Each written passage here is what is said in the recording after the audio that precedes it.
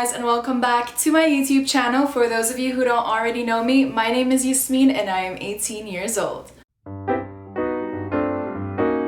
Okay, so as you guys can tell from the title of this video, today's video is going to be all about the 40 things you should know before moving to Dubai, Abu Dhabi, or just the UAE in general. So since 40 things is quite a lot, this video is split into two parts and today's video is part 2. So if you guys haven't already watched part 1, you guys should watch it. It's very informative. Okay, but anyways, before I get started, I just wanted to say if you guys want more lifestyle advice, travel, health and fitness, college, literally any type of video, it is on this channel. So make sure you hit the subscribe button down below and the bell notification button so you guys get notified every single time I make a post. Okay, so I'm gonna be continuing from last time. Number 21. And it hurts me that I have to say this because I think this should be common knowledge, but a lot of people don't know this. Abu Dhabi is the capital of the UAE, not Dubai. The thing is, you know what this reminds me of? In my first semester, there was this girl in my class and she was like, oh, where are you from? And I was like, I'm Lebanese, but I grew up in Abu Dhabi. And she was like, wow, that's so exotic. Where is that? Like India?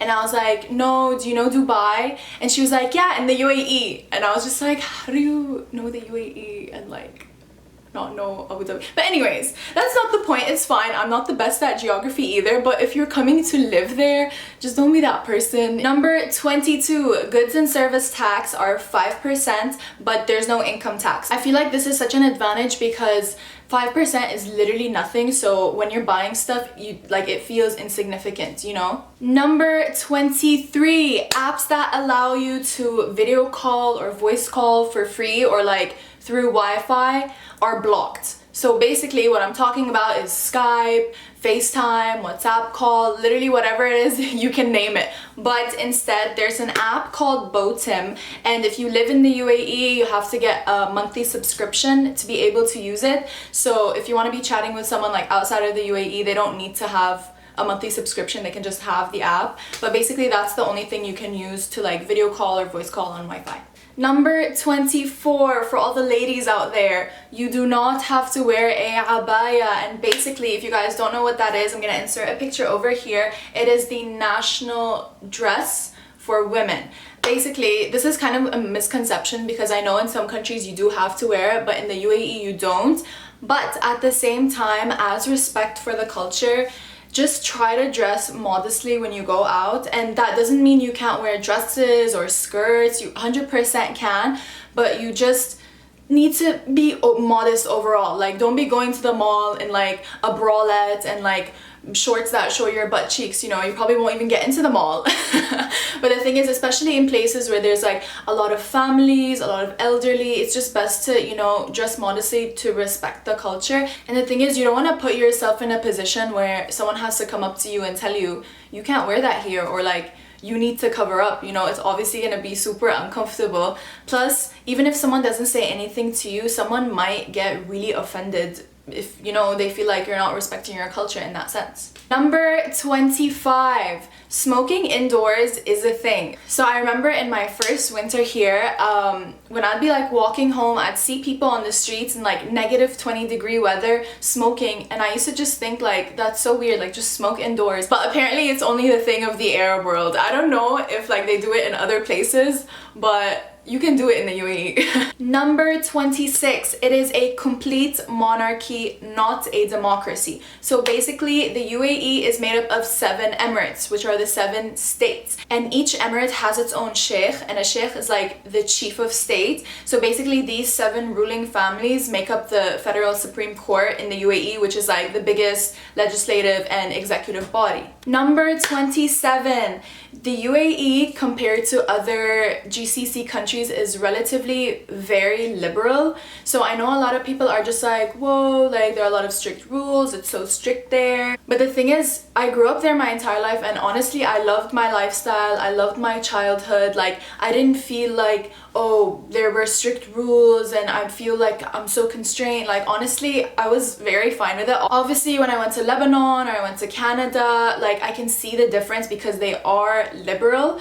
And when I come back, sometimes there is that small adjusting period, but it's not a big like whoa factor, like oh my god there are like strict rules, like it's so like whatever, you know, because like I said, relative to other GCC countries it is very liberal. Number 28, there are a long list of laws, and if you break them you will get in hella trouble. So the thing is, I don't mean this in a way to scare anyone or whatever, because honestly this really has its advantages. Like in a country where there are so many like rules and laws, and if you do break them you are basically out of there, it contributes to the fact that the UAE literally has one of the lowest crime rates in the world. And this brings me to my next point, number 29. Abu Dhabi is the safest city in the world. So I know wherever you go, obviously there's gonna be some level of danger, so you'd always be needing to watch out, take care of yourself. But from personal experience, I'm so grateful that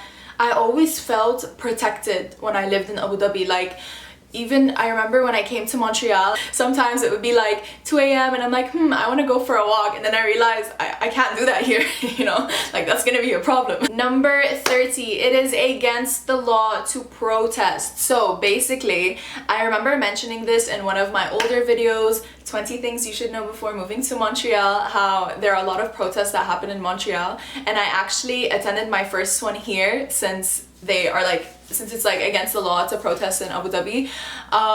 And my first protest was with 500,000 people and Greta Thunberg. We were protesting against climate change, so yeah, that was a good first experience. Number 31, it is against the law to live with your boyfriend slash a girlfriend. And basically why I'm saying this is because I know a lot of young couples want to go to Dubai, go to Abu Dhabi for work and stuff, but it is actually against the law to live with someone of the opposite gender if you aren't married to them or if you're not closely related. Number 32, every Tuesday is ladies' night, whether it's a water park or a bar or honestly whatever it is, every single place contributes to ladies' night in some sort of way. So either a place is exclusive to girls on Tuesday, or let's say if you're at a bar, they can have offers for girls, like oh, free drinks for girls on Tuesday night, you know, things like that. So yeah, that's a fun thing to keep in mind if you want to go out and party and have like a social life. But speaking of things being exclusive to women, this brings me to number 33. There are a lot of women only areas, and personally I love this because the thing is, nothing is segregated, but if you feel uncomfortable and you want to be in your own space or just around women, you can be. And they literally have this everywhere, like in the randomest places. Like they have it in the metro, in the parking lot, in the gym, in a water park, in a taxi, literally anything you want. You'll find a women's only area for it if that's what makes you comfortable. Okay, so next, number 34. Again, for all the people who are looking to live in Dubai for work, health insurance is mandatory in Dubai. But also in Dubai, employers are legally obligated to provide medical coverage for their employees. Next, number 35.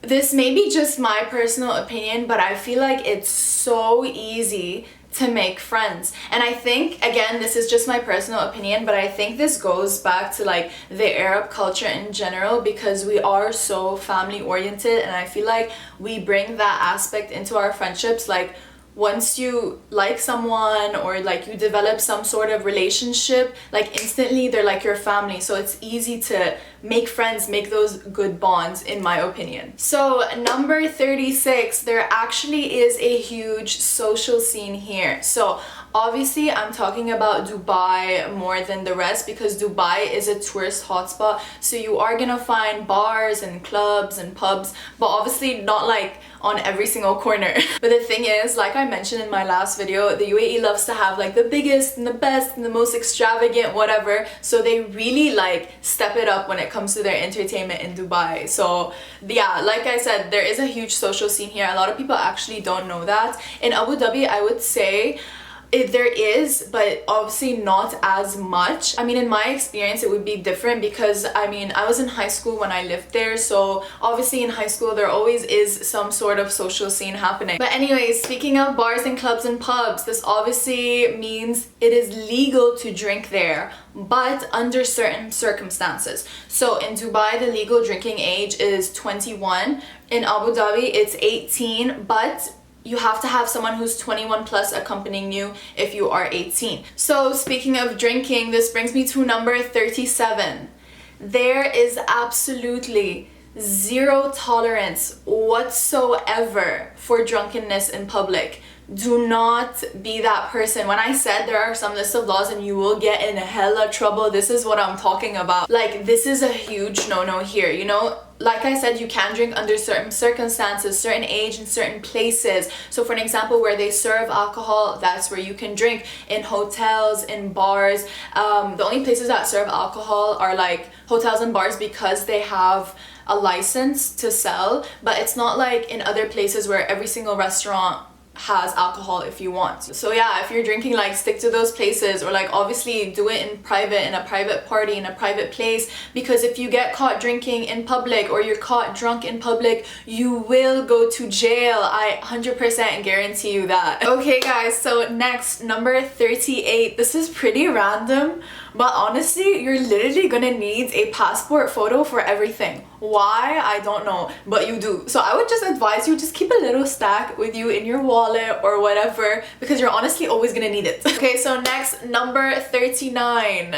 No, not everyone who lives there is rich, but some people are really that rich. Like, when I'm talking about that rich, I mean what you see in the movies, you know, like with the million cars and the gigantic houses and whatever. But it's not like that with everyone. Like, I mean, the thing is, especially when we went abroad, all of my friends, at least including me, we all got this question at least once. So if you live in Dubai or in Abu Dhabi, does that mean you're rich? Like, fun fact, the wealth gap and the income inequality is actually the worst, one of the worst in the world, in the UAE, so you can imagine.